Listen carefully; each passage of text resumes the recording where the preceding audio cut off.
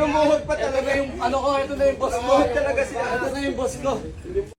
Kung merong nagpaano ng Pasay, sa buong Pasay, kumbaga sa Baguio meron tayong green man. Yes. Tama? Tama. Dito sa Pasay, merong isang diwata. Diba? So history to. Pero ako, hindi ako gaya ni Rosmar. Hindi ako mayaman. Kagaya ni Rosmar. So ako, titignan ko to. Babayaran kita ng Hindi ko lang pretest lang yan. retake. Uy! Uy! Teka. 4, 5, 6, 7, 8, 9, 10, 11, 12, 13, 14, 15, 16, 17, 18, 19, 20. Akin to, seryoso. Sa'yo yan. So kung matatanda ninyo kahapon mga kababayan, no, na binisita ni Diwata si Wamos sa bahay nila, pero ngayong araw po, yung kapatid niya naman, no, ang bumisita dito sa Parisan mismo. Ayan, si Awit, kung kilala nyo po, no, kapatid ni Wamos, yan po yung pupunta dito ngayon. Habang inihintay na lumabas sa sasakyan si Awit, ayan na, ang dami. Yung mga nagpapapicture dito kay Diwata kahit kainitan, no, talagang welcome lahat na magpa-picture dito. Ayan, kasama na natin dito sa likod, i-assist natin na makapasok doon sa opisina ni Diwata. Ay! Lumuhod pa talaga yung ano ko, ito na yung boss ko. Talaga siya. Ito na yung boss ko. Ang init. Grabe, napakaganda naman dito, madam. Kuha.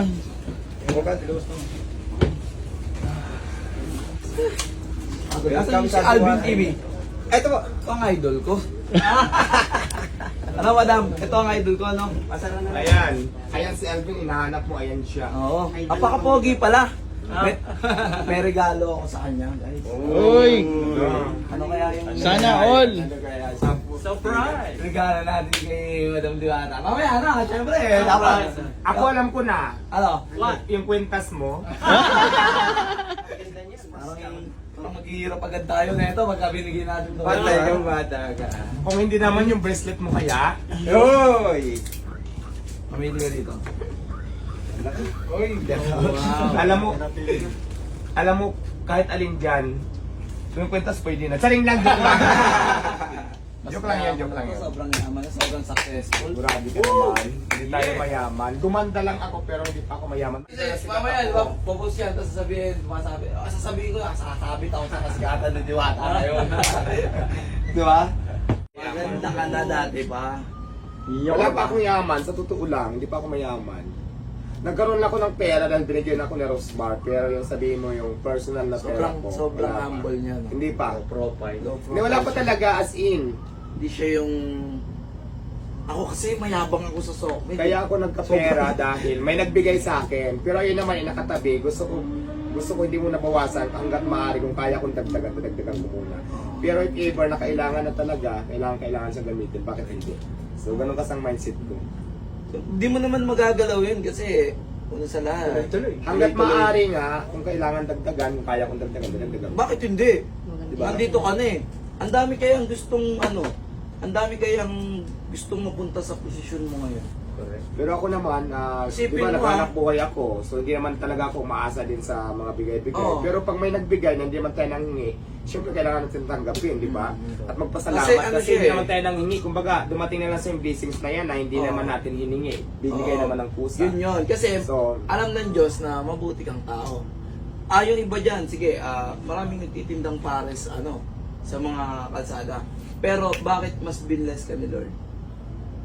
Kasi isa lang ibig sabihin nun, sa kang totoong tao. yes, kasi naniwala Diba? talaga kapag ang swerte dumating sa'yo, dating talaga at darating yan, kung para sa'yo. Kasi ako naman, di ba, ang haba na din ng labang ko ng mga kahirapan sa buhay.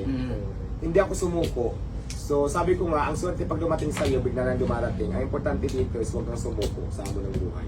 Mismo. Kung may nangangarap ka, gawin mo na, aksyonan mo na. Kasi hindi malayo marting mo yung pangarap mo at gusto mo sa buhay kapag in-actionan mo. Di ba? Pag sinukuan mo, wala ka. Hindi mo abot yung pangarap mo, sumuko ka eh. Kasi dati Sino napanood yun? ko na siya eh. Panood ko na siya guys. Saan? Sa balita. Sa balita. Ang ganda ko doon, ano? Sakto lang, pero mas maganda ka ngayon eh. Kasi dati, di ba? Makita mo siya. May parang may ano pa siya, benda ba dito? Ay, yun nga yun. Ang ganda ko Oo. kaya doon. Mas maganda ka ngayon. Ayoko magsinungaling eh, mas maganda ka ngayon. Kumbaga Kasi siyempre yung mga time na yun, ay yung nasa tulay ako, marami nakapanood kasi nag-viral din yan noon yung balita dati. Yung mga moment na yun, ay yung nakatrap ako sa Ilan Tulay. So, yun. Pero ano na yun, siguro mga 2016 yun, ilang years na din nakakalipas. Pero yun nga, hindi makakalimutan kasi tumatak din siya noon dahil nga nag-viral. So, mas Saka marami isa rin pa, nakaalala. bukod sa nakakatulong ka na sa mga empleyado mo, at sa mga taong kumakain sa'yo ng mura, natutulungan mo yun eh. Bukod doon, may mga natutulungan ka pa nakapaligid sa'yo. Vlogger. Mga vloggers. Diba? Yes, so. So, hindi ka nangihingi ng kapalit sa kanila, di ba? Yes, kasi Diba? natutulungan nila ako, natutulungan din nila ako. Yun So, yun. So, eh. give and take, kumbaga, Kasi bigaya. out of my business naman, nasa kanila naman yung kung kumita sila ng dahil sa akin, magbibigay sila sa akin o hindi, walang problema. Kasi, may tanong ako, ito. Naranasan mo naman siguro yung ano di ba? Yung kutsain. Madalas, hindi lang naranasan, madalas. Yung diskriminasyon, Diskriminasyon. madalas. Ano yung nagiging motivation mo? Yung parang nagiging inspiration mo nung nangyayari sa iyo? Bakit na gawa mo tong part na to? Alam mo kasi ako talaga yung taong hindi ako nagpapadala dyan sa mga diskriminasyon. Kasi sino ka ba? Wala kang karapatan husgahan ako. Kasi in the first place, hindi kita kilala at wala kang maitutulong na mabuti sa akin. Hindi mo naman binibigyan ng pagkain kung nagutom ako. Kasi wala kang karapatan para i-judge ako o siyan ako. So lumalaban talaga ako. Yun ako eh. Tao ka lang din, magkaparehas lang tayo. Nagkataon lang siguro na may kaya ka ngayon, ako mahirap ako ngayon. Pero yung sasabihin mo na husgahan mo ako, lalaitin mo ako, wala kang karapatan. Tama. Parehas lang tayo tao. Sabaw pa. Ganon. Sabaw, yes, sabaw. So, eto na, Sabaw lang dumating po na. Oo, sabaw. Lapit mo dito. Okay na, titignan sabaw na natin lang. yan. Tapos may soft drinks. Ha? Soft drinks sa kakanin. Pakuha ko nung bag. Ay, yung bag pala. Kasama ba si Ma'am Sakay? Pakuha ko nung Dami naman. ko dun sa labo. Chicken. Ang laki ng chicken. Chicken. Ay, Chicken. chicken. Chicken. Magkano yan? Underice din yan siya, 120 may kasamang soft drinks. Wow. Tapos ito may sabaw to Paris to, sobrang OA naman yung dami naman ng laman. Ito. Ano yan siya, may sabaw yan, papahiwalay na lang natin para crispy lang siya, manatili siyang crispy. Ako magiging totoo lang ako sa ano natin, sa review natin sa pagkain, then yung lasa. Kasi nakakain ako ng mga pares sa labas. Then, first time kong matitikman to. So, sasabihin ko yung totoo dito. okay, Ngayon. okay lang kahit hindi, wala namang problema. Hindi, basta sasabihin ko yung totoo. Kung meron nagpaano ng Pasay, sa buong Pasay, kumbaga sa Baguio, meron tayong green man. Yes. Tama? Tama. Dito sa Pasay, merong isang diwata. Diba? So, history to. So, titikman na natin. Gusto ko matikman to. Pero May unang sabaw. tikman ko pala nung chicharon, ano ba tawag dito? Yung parang Chicharong bulaklak. bulaklak. Ang sarap, men. Ano kaya masarap? May sabaw pa po yan. Ilan? Wow, sarap. Diyan, maharap siya. Swear, mamatay. Yung pakibilisan ng kanin at saka yung condiments kamo, sabihin mo condiments. Sabaw. Cut tayo sa dalawang moment. Ha?